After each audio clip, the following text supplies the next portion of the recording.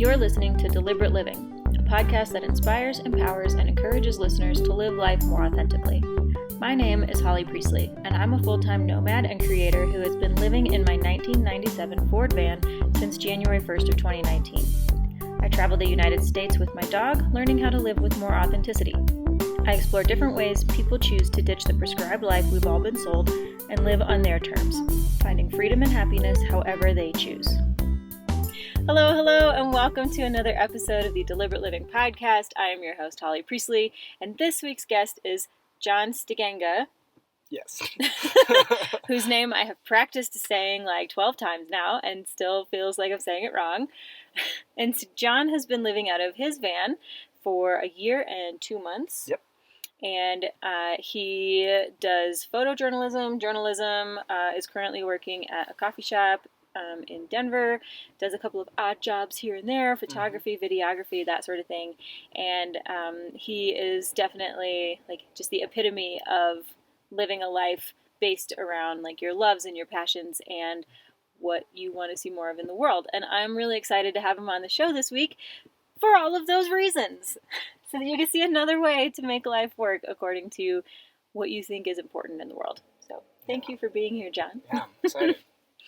For somebody who maybe doesn't know who you are and hasn't been following you on Instagram, etc., doesn't know what your humanizing through story and all of that is, why don't you give them a brief synopsis of before you moved into the van and kind of your background? Yeah, I grew up in South Carolina, Greenville, South Carolina. Went to college there and then was living there for about 5 years after that, and just kind of working part-time at a coffee shop, doing random photo gigs, and was doing photojournalism on the side, basically, trying to make it more full-time. Yeah. But the way that I was set up, I wasn't able to invest fully, and just kind of was going on a week-long trip down to the border and coming back, and then trying to like raise money so it just kind of was hit or miss kind of thing, and just wanting to do things and trying to invest where I could in my own community.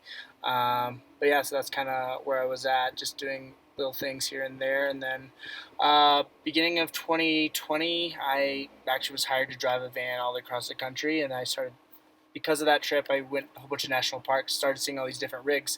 And before that, van life wasn't really a thing. I didn't really think about it, even though it would fit so well with my life, and it's so much of who I am now. It seems crazy, but like it didn't even cross my mind. And I was like, wait, these people live in their vehicles. What I do with my life, this would work so perfectly. So I was like, maybe I'll start looking at that 5 months down the road to a year, maybe a possibility. And within like 2 months, I was living in a van. I was like, what did I just do? Oh man, that is a pretty wild. rapid turnaround. Yeah. So then now that's given me the freedom. I've traveled the country, and so I do documentary journalism, photojournalism work, connected directly to environmental, social, racial justice work. And so I've been partnered with organizations and people covering things from Portland, everything that's going on there. I just got left Minnesota. I was there for 3.5 months. Everything with the Dante Wright issues, with his murder, the trial with Derek Chauvin, Line 3 issues with indigenous communities against the pipeline. Been there, and the van is basically, it's a means to an end in some ways for me, because it gives me the freedom to invest in a space long term and just understand the complexities and nuances of a space and a community, because every space you go into is different, and being able just to plug into an area and not take away from the resources and be self-sustaining, and I can just invest as long as I need to be. And so that's kind of what I've been doing the past year. So I just think it's really funny how you got hired to drive a van across the country, and you're like, you know what, this is kind of nice. I could see this. And you see more and more people, in vans, in RVs, like especially visiting national parks, and on the western side of the country, it's way more popular than on the eastern side. And then just 2-3 months later, you're in a van. I just think that's, because for me, it was years. It was a years long process to make it happen. And so I love the like rapid turnaround of this is interesting and this suits my life, and it really does suit what you were doing, what you are doing, what you would like to continue doing. Yes. And so you just made it happen. Like kind of by accident. Yeah. But also like you knew you wanted it. It just also happened a little more rapidly than you meant. What did your friends and family think when you first told them, like, hey, I'm buying this big gold van and moving into it? Like, what did Well, they some think? of the friends that knew me, there's like, this makes sense. Like, of course, you'd be living in a van. Just because I've been traveling a lot and like sleeping in my car and camping, and I grew up in a state park, and just they know me, so it just kind of fits the character. But my parents were like, "What are you doing?" There's like, I think they were more worried of me like just isolating myself from society and just getting away from everything. And There's just, nothing wrong with isolating yourself from society. Exactly. Definitely been needing that a lot. But yeah, I mean, it was. Some people were a little surprised, especially as it came up really quickly. I was surprised. Yeah. I was like, "What am I doing?" But overall, I think just because of the lifestyle that I've been living before van, it just fits so well that people are like, "Oh, of course you are. This is awesome." Yeah. People don't really get it at points. Like, I couldn't do that, like your typical. Right. But overall, it's been, people were just kind of like, "Oh yeah, good, sweet, Makes sense. makes sense. Of course you Sure, are." why not? Yeah. So the first like week or two that you were in your van, was there any time that you were like second guessing your decision? Yeah. At any point were you like, oh, maybe this wasn't the right thing Yeah. to do? Or especially like in those early days? Yeah, there was moments of panic.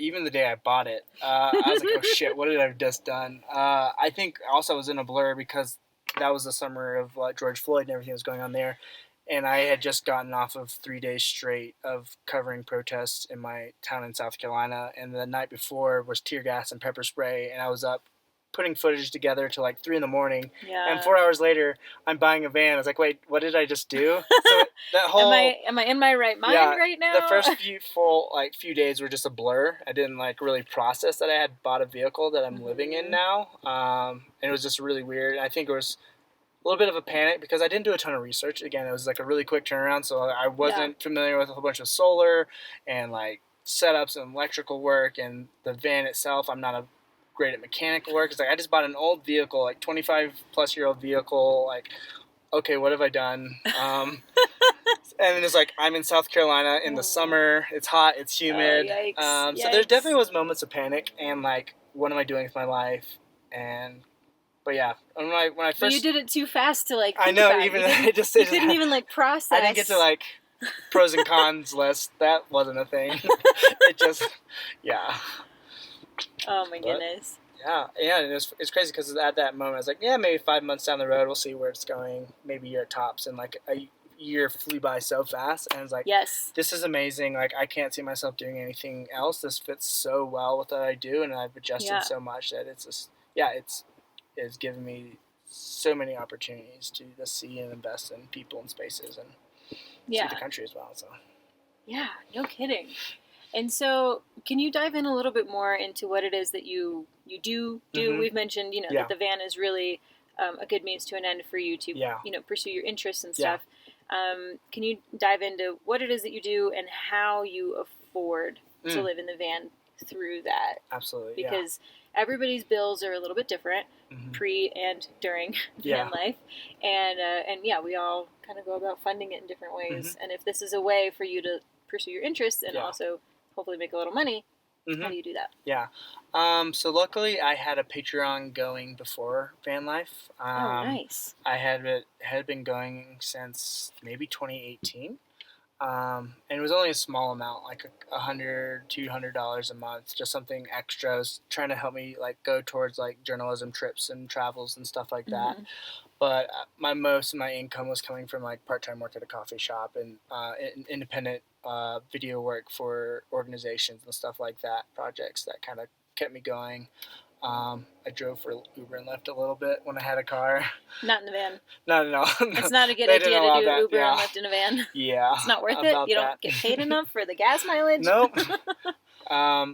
So yeah, I did that, and since living in the van, and since I've been also investing and traveling the country a lot more and meeting a lot more people, that has grown exponentially.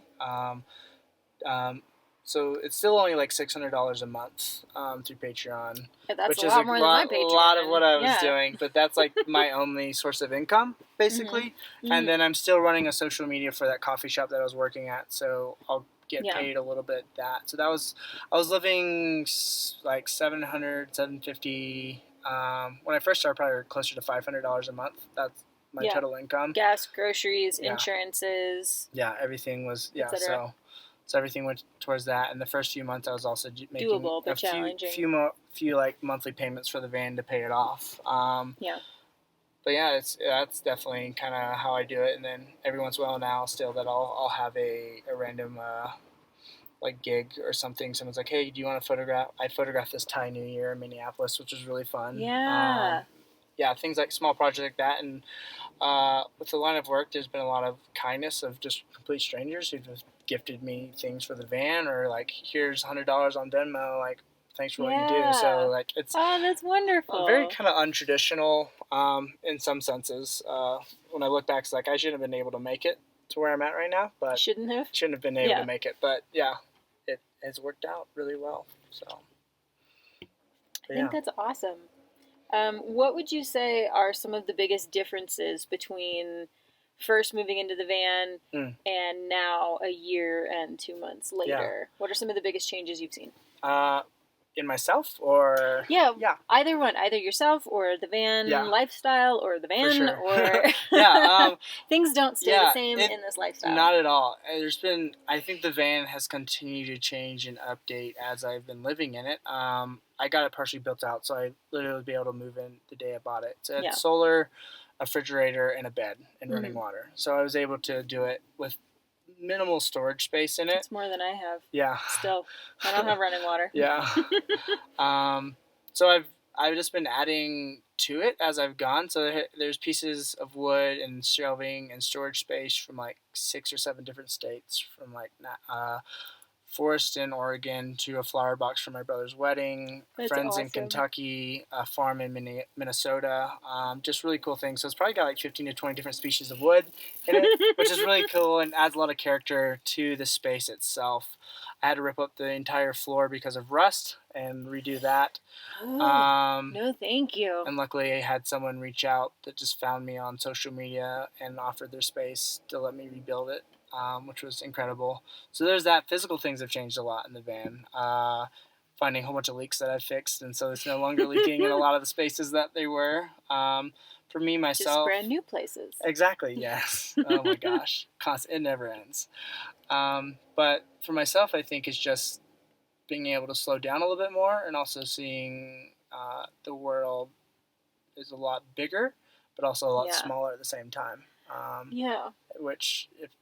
feels very contrasting, but it is true that a lot of the same issues are happening across the countries, a lot of the same problems, but a lot of the same like goodness and kindness is being shown as well. And you see it everywhere, and there's a lot of things that connect people, even though if we don't see that or want to see it or experience it, there's a lot more that connects us, and we're all connected a lot more than we realize. I think that just experiencing places from large cities across the country, investing in really hard and difficult and traumatic experiences to you see a lot of things in those spaces that have like shifted my mindset and how I can engage in community, engage in the world around me on a day-to-day, and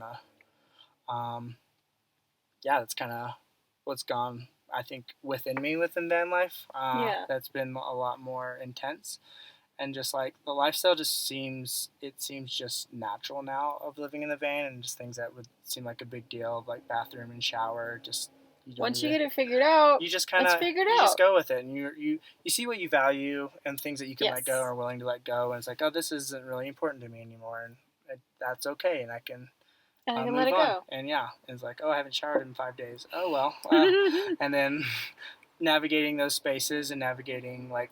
I feel more confident about myself in like building things out and understanding, slowly learning how a vehicle works, and like, I can solder these 2 wires together and tape it with some, and it works, and or things like that, or it doesn't work. But just you feel more confident in yourself because you're taking care of yourself in a more, harsh environment per se. Yeah. Just it's not in some ways, but it's also.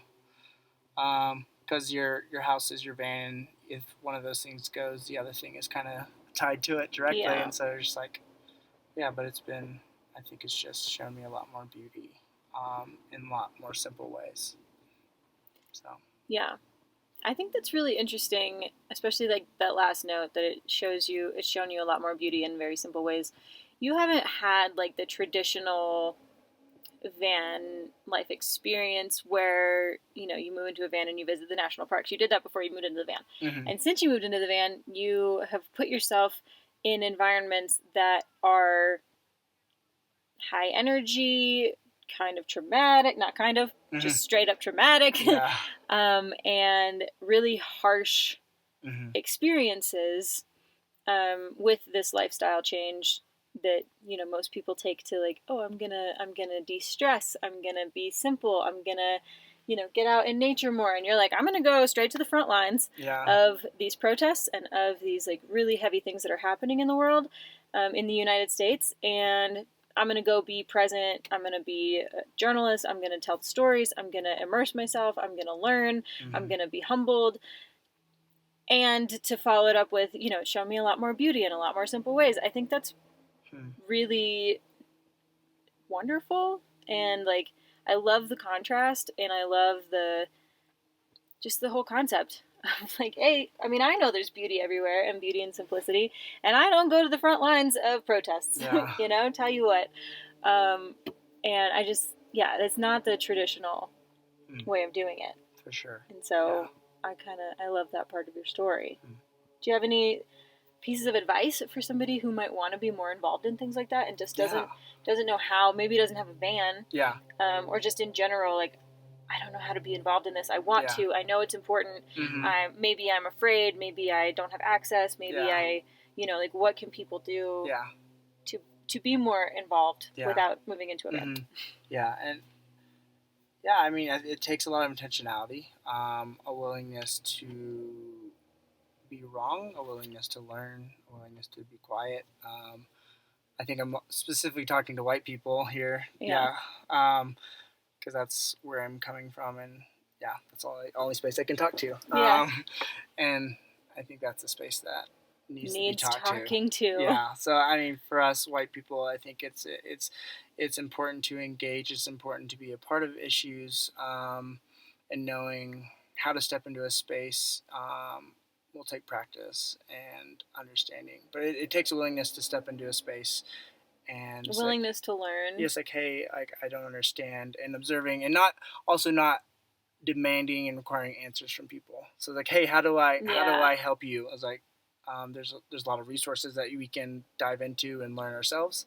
The internet is there, and it can be good in those ways. And there's also a benefit of just showing up and just saying, how can I serve? Like my journalism. Social justice work kind of started back in 2016. I went to Standing Rock up in North Dakota with the pipeline there, the Dakota Access Pipeline, and I ended up not taking many photographs the first week and just started serving in the kitchen and shoveling snow and stripping teepee poles. And it was just like through those experiences I was beginning to understand and getting to observe and see, like, oh wow, this is how things are running. And within those communities there's a lot of sharing of knowledge anyways, in a way that's not just like, hey, give me answers to this. And so, and I think it takes, because so many people that I talk to have never showed up to a protest, or never, and they just think a certain way about certain things, and it's just even just being present to observe, and it's like, oh wow, this gains so much perspective, because you see things and you hear things from people directly impacted by these issues. And I'm going into spaces that I'm not directly impacted by these things. I could easily live my life and never have to deal with these spaces because I'm privileged not to. And so, like, being there, you begin to get a sense of what's happening. And that was kind of what started for me. It was just a catalyst and a spiral of one thing is like, oh, wow, this is happening. What else could be happening? How can I engage? How can I be in these spaces? And I think it's specifically for me as a white male in these spaces of, like, as a storyteller, how do I not overpower other voices? How do I elevate other voices so I'm not being someone's voice? Because I always hate when people talk about that as like storytellers, like, we got to be people's voices for the voiceless, versus like, no, like, everyone has a voice. It's like just some voices have been oppressed and silenced or just aren't listened to. So how do I use my platform to just elevate the other human being. And so their voice is heard. I can celebrate them. I go to the background, and it's like a willingness to do that. It's like, that's okay. And like also willingness and knowing that you won't be trusted in every space you walk into. Yeah. And you're not, I'm not going into space like, you need to trust me. Like, no, like, they don't deserve, you don't, You didn't earn that. You didn't earn that. They don't need that from me. And so yeah, but it's a slow process. A lot of times there's a lot to learn, and it's tiring and exhausting. And I think I'm in a space now where I've been doing go for over a year now, of just van life, and specifically like in Portland, in Minneapolis, in South Dakota, all the different spaces. And then like also in that time checking my own mental health and realizing like I want to still be there and do things, but also in this season I need to step back because I'm so tired, so exhausted that, like as I was sharing you earlier today, is like I could become a liability in these spaces versus offering help and assistance. And then I have to also check myself, like, why am I actually showing up to this space? Is it for me just to have a cool story, a cool photograph, ego? Am I feeling guilty for a specific thing versus like, is this actually benefiting a cause or a movement or the people? Am I offering assistance that is beneficial versus harming them? And so, but yeah, so like for now, I know that I need to like be settled away from like the frontline stuff for a few months while helping from afar, still donating, still telling stories and pushing people into a space where, hey, these are the people on the front lines. These are the indigenous elders that you can follow and listen. You can support them financially through these accounts. While I'm like resting, recuperating, processing from months of being attacked by Proud Boys, arrested by police, tear gas, pepper sprayed, and just seeing also the trauma of other people and realizing, okay, like I need a space where I can heal and then I can better serve moving forward after a little bit of just like taking care of myself. So so basically, drop the ego. Yeah. Be willing to be wrong. Be willing to learn. Be willing to earn trust, not just be given trust. Elevate other people's voices as best you can. Take care of your own mental health. Exactly. I think that's amazing that, I mean, you were doing that work before the van, and the van has kind of just, what's the word I'm looking for? It's just made it more. You've been able to enlarge, your impact and your ability to see and share and be a part of these things. And I think that's a huge pro of living in the van. What have been some of the other pros and then also some of the cons of moving into your van? What have been? Yeah. I think just a solid, steady sense of community, especially moving during the pandemic. I feel like we've all lost some form of community in a lot of ways. It's been really heavy. I think that has been amplified while living in the van, just since I moved in the middle of it, so I didn't know what I was doing. I didn't have a van community to start with. I went across the entire country to the other side, where they were taking it a lot more serious than South Carolina, so it was even more locked down. There was just nothing, really anyone, and it just felt very lonely for a good bit of time, and it just felt very disorienting. But that that's definitely shifted as I've become more comfortable with being in the van and understanding things and beginning to build community within van life and other forms of community, as like doing journalism work has given me like a closer knit community family in that way as well. So that has been good. I mean, I think the biggest issue is just like not having hot water to wash dishes. Like just dishes never disappear. They're always there. It's like, they're always there. The grease never comes off with cold water, and you're just like, I have to boil water to dump it in and spit it out. So huge cons. Huge con. Totally not worth moving into a van. Yeah, it's just it. Shouldn't do it. It's over. I need to quit. I don't know why I'm doing this. Don't even know. Yeah, but there hasn't been a ton of like downsides in this. It for me just fits so well with what I do and who I am. It didn't feel like a big transition, even though moving my entire life into a vehicle was a big transition. Yeah. In my mind, it didn't really feel that big. Yeah, I feel that. Yeah, so I mean that's that, and just, I mean the beauty of the van life has given me the space outside of doing journalism and investing long periods of time in spaces of just, I mean I'm outdoors more. and outdoors is a space that brings healing for me. Yeah. And so that's been life-giving. I've been able to connect with friends across the country that I haven't seen in years. I met a great aunt of mine that I didn't know existed until like a year before this. She was 99, and like I met her like the week before she passed away. Whoa. So I was able to like photograph her and her daughter who takes care of her, and was able to gift them that. Amazing. And got to see a part of a family that I didn't even know existed, which was really cool. So moments like that, and then I've been constantly met with kindness of complete strangers over the past year, of like offering their property and farm for me to rebuild my vehicle, to offering their house or giving me free food, or just like, yeah, it's just been wild. Just like the amount of humanity that I've seen from complete strangers. I don't know if it's because people just feel sorry for us because you're in a vehicle. Here's some bread. I mean, I guess that's I feel like an it option. could be, but I think it's an actual genuine just care of this goodness of humanity that I'm seeing like from state to state to state, which has been really cool. Yeah. I like that. Yeah. I like that so much. Maybe everybody feels sorry for us. I don't know. But the niceness is there. Yeah. What are your future plans? Do you have any? Do you have any idea what you want to do next, or how far in the future you can see with the van and everything, all your projects? I know that it fits so well that I could be doing this years and years down the road until like something happens. I'm not so like stuck in. It's like if something comes up and life changes and calls me to a more of a permanent space, cool. That means I get to do gardening and stuff like that. It'd be awesome. Tending to the land and hosting people in a different way, that'd be cool. But I see myself in the van longer time.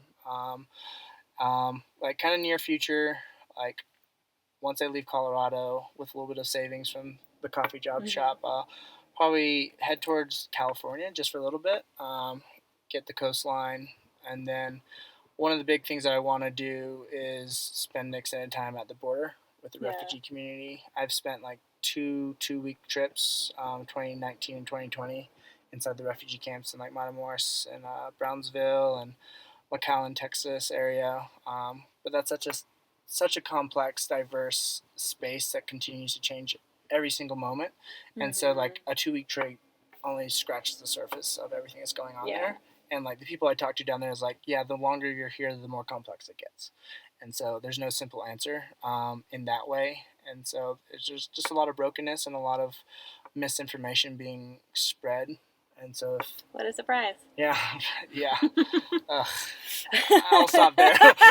I'll go on a tangent. But anyways, so just investing a long period, looking at potentially doing a tour across the entire border from Pacific Ocean to the Gulf. And I have some partners and organizations there that I've worked with in the past that I could like be bounce off points to help with. That's kind of what I do, and like just a personal want. I want to go up to Maine because that's like the only part of the continental 48 that I haven't been to. Yeah. So spend some time up in that area. But outside that, just kind of there's one kind of goal that I want. I don't know if it'll be in this van or down the road in some other capacity, but like capturing a story from every state, from individuals. That would be cool. From like someone that works at a gas station to like a hairstylist to a medical professional to someone in the unhoused community, but asking them the exact same questions, intentional questions, and just like I don't know what to do with that yet. That's still like a brainstorming idea of just like individuals from every state, from little tiny mountain towns to bustling cities and everything in between, of just like finding the humanity within that, and also cultivating spaces where those people are seen and celebrated and like challenged at the same time. So I don't know what that looks like, if that will be in this van or down the road at some other point, but I think that's awesome. I'm here for it. Stirring that in the pot. So awesome. And what kind of advice would you give to someone who looks at vanning, nomadic living, moving around, and thinks, I wish I could, but, or I want to, but, like someone who's afraid of it, what would you, I mean, you didn't really have a period of like, I want to, but I'm afraid. You were just like, I want to, and I am. I am. What kind of advice would you give to someone who wants to and is nervous? Yeah, I mean, I know hardly anything about vehicles. I know nothing about construction or electrical work. All of these things. And Also true. and like I've survived. I've Yeah. made it. The van community as a whole is very open and inviting. A lot of them, and it's very encouraging in a space that there's room to fail and learn, and people you're able to find people that can help in that journey. So don't let that stop you for sure. And you're more capable than you realize. And I think you're able to do things that society says you can't or you shouldn't because you look like this, you think this way. As like, yeah. But that so those in those ways, like I feel like it's a lot. There's just sacrifice. There's a lot of things you're having like personal comforts that in the big end game is not really a big deal, but there's things that you have to be willing to realize, okay, this is going to change. It's just going to shift. Yeah. A lot of what you do is based on weather and things like that. So finding some form of like income, like how can I be sustainable on the road and like care for myself? And there's so many ways to do that. There's so many creative aspects. And I think a lot of things are going online, and so I think it's easier to do that. I don't know. Yeah, I think it's a lot more possible than people think, and you just make it how you want it to be. It doesn't have to be this luxurious build that spends a fortune on. Like I've spent so little amount of money on my build, and it runs great.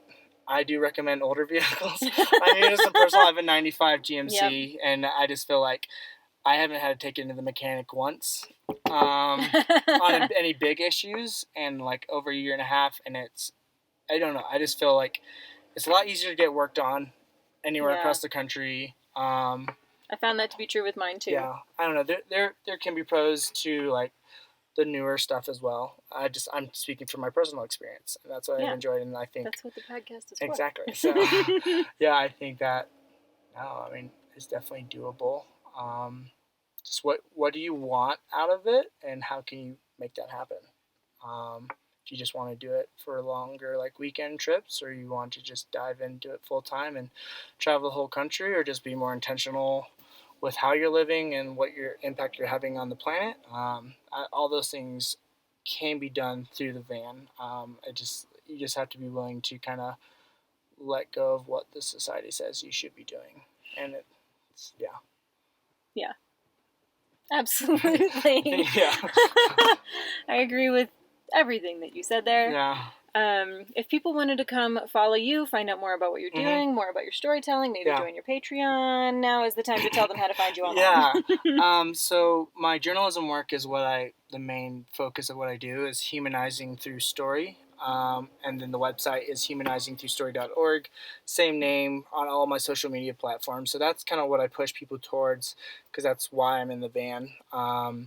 And so on my website, you can learn all the stories I'm covering and get connected to the people that I've been reaching out to, from Indigenous elders to activists to nonprofits and from all walks of life. And one of the cool pages on there is called Contributors, and there's people, journalists, authors, writers, speakers, all are linked on my website, so you can follow all these incredible people across the country. And so that's kind of so it's just a beautiful way to network people across the country. And then van life specific, I have an Instagram. It's called the .Jose, all spelled out TheDotJose. That's my van name, and I do van life things with that. I don't take it too seriously. There's not a ton of like this is how you do van life. It's just more like this is what I'm experiencing in van life. So that's kind of how people can follow, and so. Nice. And he has a Patreon. Don't forget about the Patreon. Yeah, he didn't mention the Patreon, but he has a Patreon, and you might want to be a part of his Patreon as well. It's linked in my bios and on my website. So. There we go. For sure. Yeah, and I'll link to everything in the show notes as usual. But thank you so much for being here for this. Great. And to everybody who's listening, watching, reading, as usual, thank you so much for being here as well. This is an audience-supported show. So, I don't have sponsors, I don't have annoying ad breaks. This is your version of an annoying ad break. Please go like, subscribe, comment, do all the things. That will help us get seen by the algorithms. And if you want to help offset some of the costs that go into producing the show, I have a Venmo and a PayPal set up, as always, linked in the show notes. And I have my own Patreon. So if you're not part of mine, you should be. And if you're not a part of his, you should be. So you might as well just join both of our Patreons. Simple. Get some behind-the-scenes content, see what's going on in our lives separately. And then also, I don't know about you, but for me, if you're in the higher tiers, you can get some snail mail from me as well. But yeah, thank you all for being here. Thank you so much, Jon. Absolutely. And I will see you guys next week for another excellent episode. Bye! We've reached the end of this episode of Deliberate Living. You can find the show notes and everything we referenced over on my website at www.hollycpriestley.com. And be sure to subscribe wherever you listen to podcasts or on YouTube, where I also publish weekly blogs and other informative videos. You can come join my Patreon community and get behind the scenes and bonus content, as well as postcards, stickers, and whatever else I choose to create. I'll see you next week on Deliberate Living, and until next time, keep your life on the